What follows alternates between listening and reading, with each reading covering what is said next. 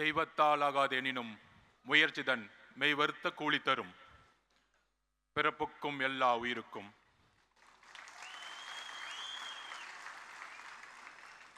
மேடையில் அமர்ந்திருக்கக்கூடிய திருமதி விஜயலட்சுமி, உறுப்பினர் சேர்க்கை அணி செயலாளர், திரு மணிகண்டன், கொள்கை பரப்பு இணை செயலாளர், திருமதி தகிரா, கொள்கை பரப்பு இணை செயலாளர், திரு ராஜ்மோகன், கொள்கை பரப்பு செயலாளர், திரு CTR நிர்மல்குமார், துணை பொதுச் செயலாளர், திரு ராஜசேகர், தலைமை நிலைமை செயலாளர், திரு வெங்கட்ராமன், பொருளாளர், திரு ஆனந்த், பொதுச் செயலாளர் அவர்கள், சிறப்பு விருந்தினர் பிரசாந்த் கிஷோர் அவர்கள், திரு பிரசாந்த் கிஷோர் அவர்கள் ஜன் சிவராஜ் பார்ட்டியின் நிறுவனர், மற்றும்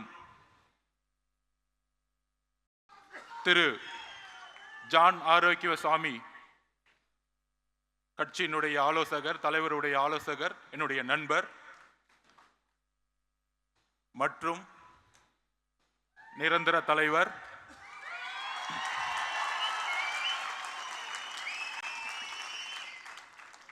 இப்பொழுது தளபதி என்று அழைக்கக்கூடிய நாம் தலைவர் என்று அழைக்கக்கூடிய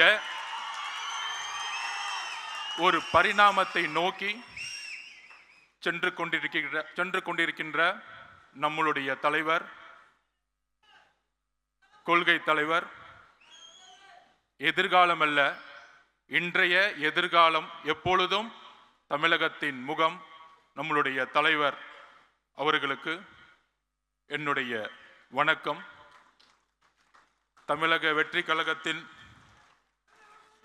என்னுடைய முதல் உரை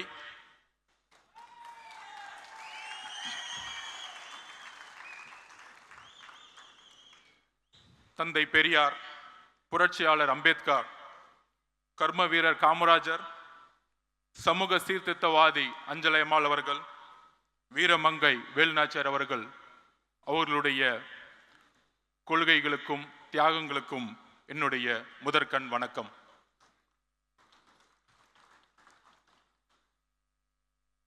பிறப்பால் ஒரு தலைவர் உருவாகக்கூடாது, மன்னராட்சி ஒழிக்கப்பட வேண்டும் என்கின்ற ஒரு உண்மையை கூறியதற்காக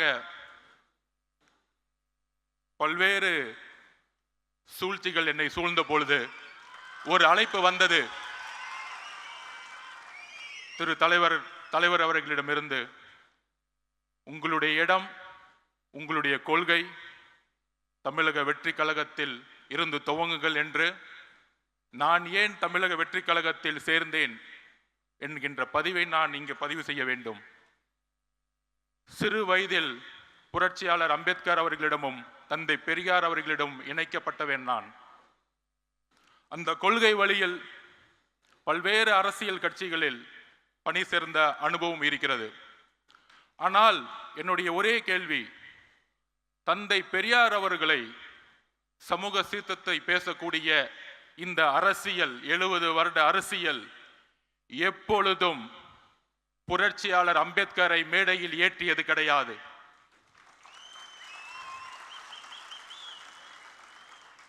இரு பெரும் தலைவர்கள், அது ஆண் பெண் என்ற பாகுபாடு இல்லாமல் தமிழக வெற்றி கழகத்தின் எந்த ஆளுமையை தமிழகத்தில் தன்னுடைய தியாகத்தை செய்தவர்களை ஐம்பெரும் தலைவர்களாக, கொள்கை தலைவர்களாக நியமித்து தன்னுடைய சினிமா என்கின்ற உச்சபட்ச ஒரு பொருள் ஈட்டக்கூடிய ஒரு பொறுப்பையும் துறந்து இந்த கொள்கை வழியில் நடக்க வேண்டும், ஒரு புதிய அரசியலை உருவாக்க வேண்டும். அவரோடு சேர்ந்து உரையாடிய பொழுது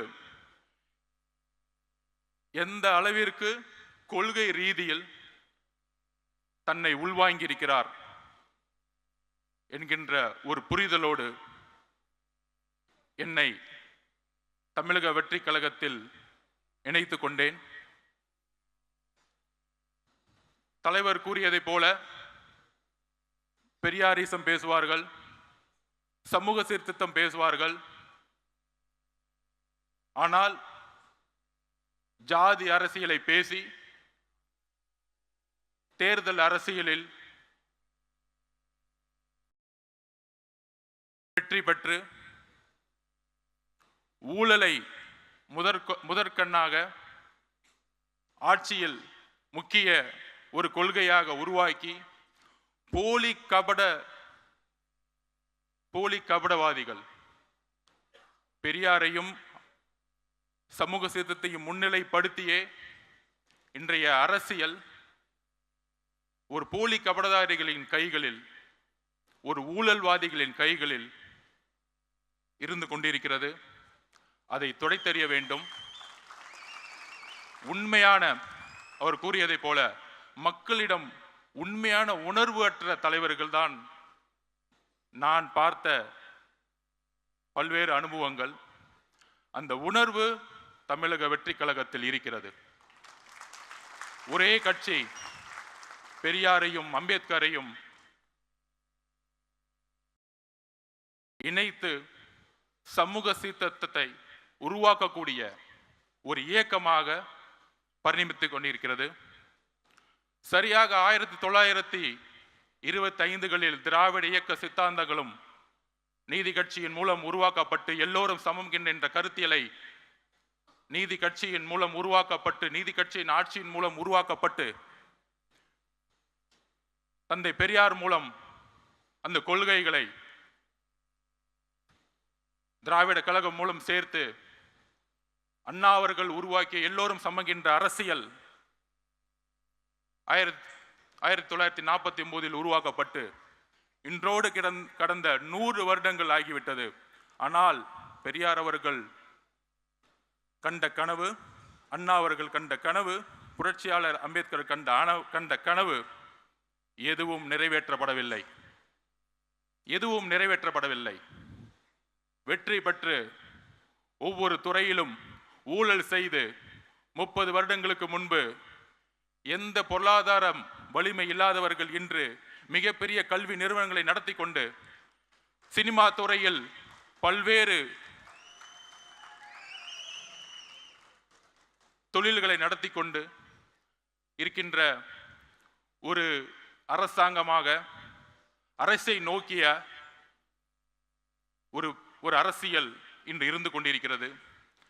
அதற்கு ஒரே மாற்று தமிழக வெற்றி கழகம். அதற்கு ஒரே சிந்தனை உள்ள தலைவர் நம்மளுடைய தலைவர் விஜய் அவர்கள்.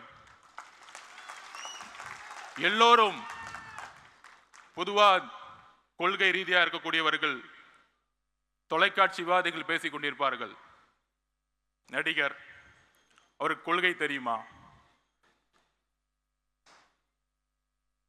அப்படிங்கிற விமர்சனம் இன்றைக்கு வரைக்கும் வைத்துக் கொண்டிருப்பார்கள். 75 வருடங்களாக கொள்கை பேசிய தலைவர்கள் இதுவரையும் என்ன மாற்றத்தை உருவாக்கி இருக்கிறார்கள்? 2021 பிரச்சாரம் திமுக செய்த பொழுது தமிழகத்தை கடனில் செலுத்திய மாநிலம் அதிமுக 5 லட்சம் கோடியை விட்டு சென்றது. 15 வருஷமா 5 லட்சம் கோடி தமிழக அரசு வாங்கியது. இன்றைக்கு வந்த 4 வருஷத்துல 4 லட்சம் கோடி. இன்றைக்கு 9 லட்சம் கோடியாக கடன் சென்றுகிட்டு இருக்கிறது. Policy failures. கொள்கைகளை பேசி, மேடைகளில் பேசி, மக்களிடம் கவர்ச்சியை ஏற்படுத்தி, அந்த கவர்ச்சி மூலம் ஆட்சியை ஏற்படுத்தி, அந்த ஆட்சியின் மூலம் ஊழலை மட்டுமே செய்து கொண்டிருக்கின்ற ஒரு அரசாங்கம் தான் இன்றைக்கு இருந்து கொண்டிருக்கிறது. மேம்பட்ட நாடுகளில் ஊழல் எப்படி இருக்குன்னா, வளர்ச்சி ஊழல், பொருளாதாரத்தை உருவாக்குவாங்க, அதுல ஊழல் இருக்கும். இங்க கடனை உருவாக்கி அதுல ஊழல் பண்றாங்க. இதுதான் பிரச்சனை. ஊழல் பண்றீங்க, ஒரு பொருளாதாரத்தை உருவாக்கி ஊழல் பண்ணா கூட ஒரு பெரிய புரட்சியை மேலை நாடுகளை பார்க்கலாம். இங்க கடனை உருவாக்கி ஊழலை செய்து கொண்டிருக்கிறார்கள். நம்மளுடைய தலையில எல்லாம் 9 லட்சம் கோடி இருக்கு. இன்னைக்கு 4 வருஷத்துல 4 லட்சம் கோடி. கேட்டா பொருளாதாரம் வளர்ந்துருச்சு, 10 லட்சம் கோடியை கொண்டு வந்துட்டோம். எல்லாமே மீடியா செட்டிங், பக்கா செட்டிங் பண்ற தவிர எதுவுமே தெரியாது. நான் ஒன்னே ஒன்று கேட்குறேன், என் தலைவரை பார்த்து நடிகருக்கிறீங்க. அவர் எப்பவுமே சொன்னார், இப்போ கூட பதிவில், என்னுடைய ஒரே ஒரு கமிட்மெண்ட் இருக்கு, முடிந்தவொடனே என்னுடைய வாழ்க்கை முழுவதும் மக்களுக்காக டிக்ளேர் பண்ணிட்டார்.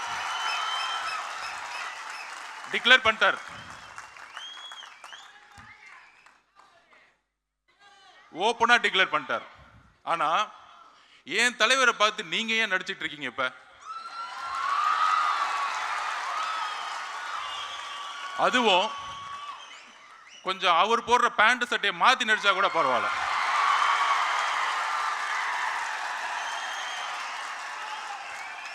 இதுல இருந்து ஒரு பதிவாகுது, உங்களுக்கு முதல்வரும் ரசிகர் தான்.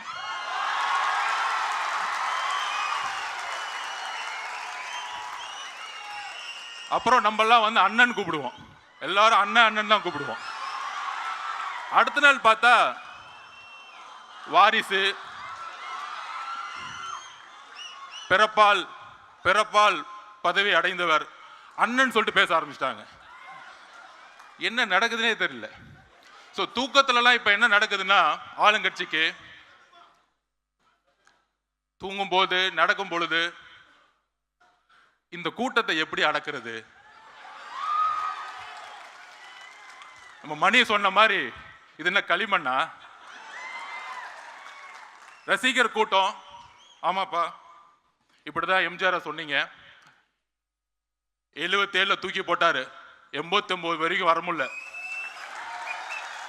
அவர் உயிரோட இருக்க வரைக்கும் வர முடியல. ஏளனம் பேசுவதை நிப்பாட்டுங்கள், ஒருத்தரை ஒருமையில் பேசுவதை நிப்பாட்டுங்கள். மக்கள் வரவேற்பார்கள். தன்னுடைய தொழிலை, தன்னுடைய பொருளாதாரத்தை தூக்கி எறிந்த தலைவரை வரவேற்பார்கள். ஆட்சியை அமைத்து பொருளாதாரத்தை உருவாக்கக்கூடிய அரசாங்கங்கள் தான் நாம் பார்த்துக் கொண்டிருக்கிறோம். பொருளாதாரத்தை தூக்கி எறிந்த ஒரு தலைவரை நாம் பார்த்துக் கொண்டிருக்கப்படுகிறோம். அதற்கு ஒரு தைரியம் வேண்டும். அந்த தைரியத்துடன் தான் நாமும் நம்முடைய தலைவரும், இங்க இருக்கக்கூடிய மாவட்ட செயலாளர்களும் ஒன்றிய பொறுப்பாளர்களும் ஏன் பூத் லெவல் செக்ரட்டரியிலும் எல்லோரும் ஒரே பயணத்தை நோக்கி செல்ல போகிறோம்.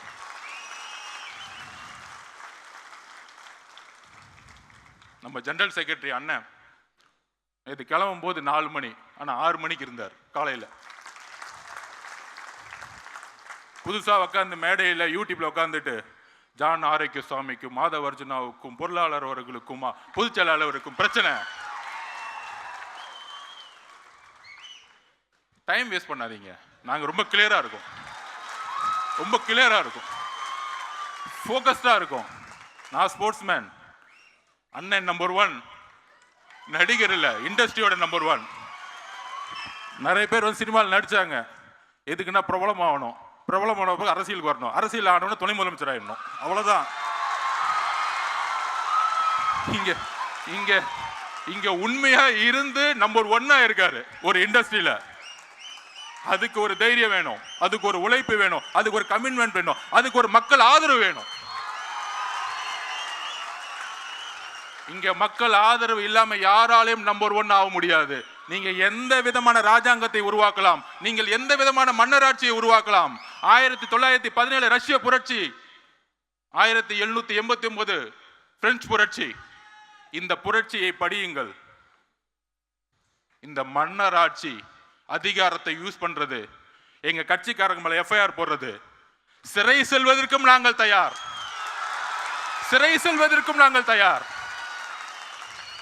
சிறைகளை பார்த்து பயப்படுவர்களை நாங்கள் சிறையும் செல்வோம், சென்ட் ஜார்ஜ் கோட்டையும் செல்வோம். அடுத்த 62 வாரங்கள் நாம் தான் எதிர்க்கட்சி தலைவர், நம் தலைவர் தான் எதிர்க்கட்சி தலைவர். தயாராவோம். நீங்கள் எதையும் செய்யுங்கள். எத்தனை போலீஸ் வேணா பண்ணுவாங்க. நம்ம தலைவர் விகடன் மெடல சொன்னார், உங்களுடைய கூட்டணி அரித்மாட்டிக்ஸ், உங்களுடைய கூட்டணி பலமான கூட்டணி, இதெல்லாம் உடையும். அதுக்கு ஒரு உதாரணம் சொல்றேன். 2011 இதேதான் யோசிச்சாங்க. திமுக 30%, காங்கிரஸ் 10%, 40. அதோடு சேர்ந்து பிஎம்கே 8%, விசிகே எல்லாம் சேர்ந்து 55% வர சொன்னாங்க. ஆனா 203 தொகுதிகளில் அன்றைக்கு இருந்த ஜெயலலிதா மேடம் ஜெயிச்சாங்க. எதிர்கட்சி தலைவராக கூட ஆக முடியல. சோ தமிழக மக்களுக்கு தெரியும் ஆட்சியோட பிரச்சனை என்ன. 36% ஈபி விலை ஏற்றி இன்னைக்கு எந்த இண்டஸ்ட்ரியும் ரன் பண்ண முடியல. நீங்க கொடுக்கக்கூடிய 1000 ரூபாய் பத்துமா? 1000 ரூபாய் கொடுத்து 10,000 ரூபாய் பிடிங்கிட்டீங்க மக்கள் கிட்ட. இதையெல்லாம் என்னுடைய தலைவர் எதிர்கட்சி தலைவராக இருந்து பேசுவார் கூடிய விரைவில். அவருடைய பயணம், அவருடைய ஒவ்வொரு நொடியோடைய பயணம் தமிழகத்தில் அதிர்வலைகளை 1967 அண்ணா ஏற்படுத்தியது போல 1977 எம்ஜிஆர் ஏற்படுத்தியது போல அடுத்த பிளவு ஏற்படும் தமிழகத்தில். அதற்கு எல்லா அஜெண்டா ரெடி, எல்லாமே பிளானிங் ரெடி. எல்லாரும் சொல்லுவாங்களே தேர்தல் அரசியல் இவங்களுக்கு தான் எல்லாம் தெரியும். ஒரு பெரிய மினிஸ்டர் அவர் வந்து ஒரு பூத்துக்கு 10,000 ரூபாய் கொடுப்பாரு. அவர் வந்து கோயம்புத்தூர் பக்கம் வந்து எல்லாத்தையும் பார்த்துக்குவாரு. ஒருத்தர் திருச்சி பக்கம் பார்த்துக்குவாரு, ஒருத்தர் வந்து திருவண்ணாமலை பக்கம் பார்த்துக்குவாரு. 10 இன்ஜினியரிங் காலேஜ் வச்சிருக்காங்க.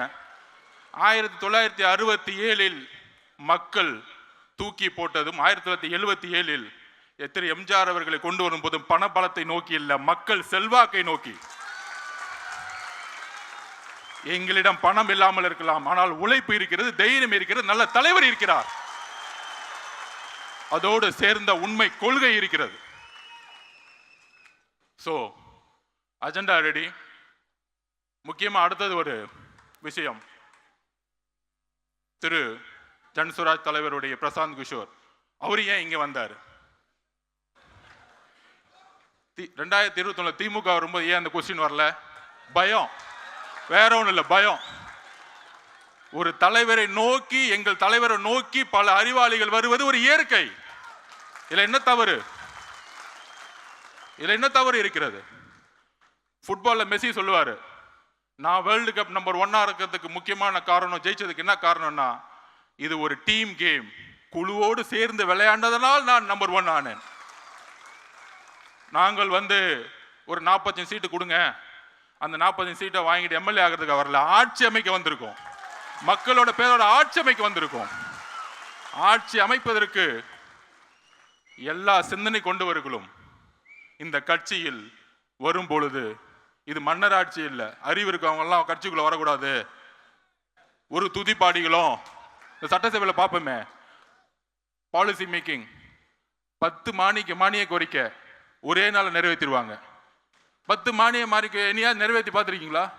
ஏன்னா துதிப்பாடல், வாழ்க வாழ்க வாழ்க, தமிழக மக்கள் ஒளிக ஒளிக ஒளிக, இதுதான் போயிட்டு இருக்கோம்.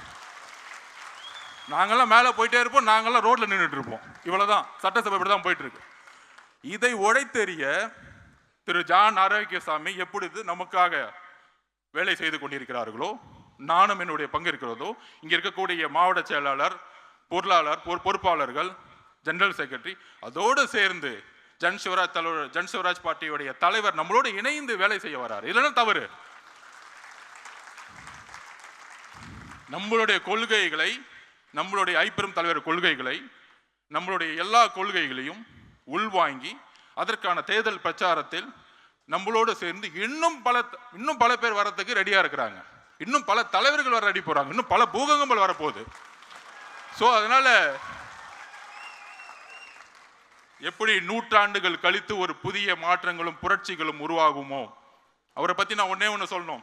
பிரசாந்த் கிஷோர் அவர்களை அவரோட பயணித்ததுல 2021 1990க்கு அப்புறம் மெஜாரிட்டி கவர்மெண்ட் திமுக வந்ததே கிடையாது.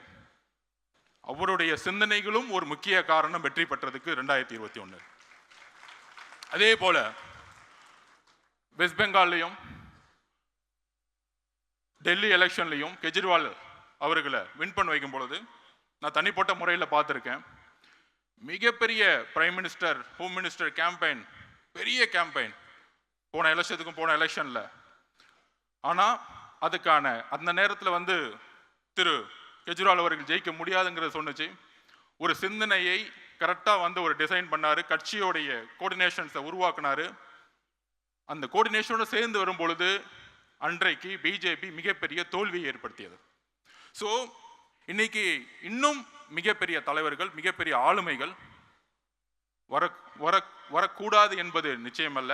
ஏனென்றால் நாம் ஒரு ஆட்சியை மக்கள் துணையுடன், ஒரு ஊழலற்ற ஆட்சியை உருவாக்க இங்கே எல்லோரும் ஒரு உறுதியேற்க வந்திருக்கின்றோம். அந்த உறுதியுடன் நம்மளுடைய பயணத்தை உருவாக்குவோம். நம்பிக்கையுடன், தைரியத்துடன் நம்மளுடைய பயணத்தை உருவாக்குவோம். வாய்ப்பு கொடுத்த தலைவர் அவர்களுக்கும், பொதுச்செயலாளர் அவர்களுக்கும், மேடையில் இருக்கக்கூடிய பொறுப்பாளர்களுக்கும் என்னுடைய நன்றி. வெற்றி நிச்சயம்.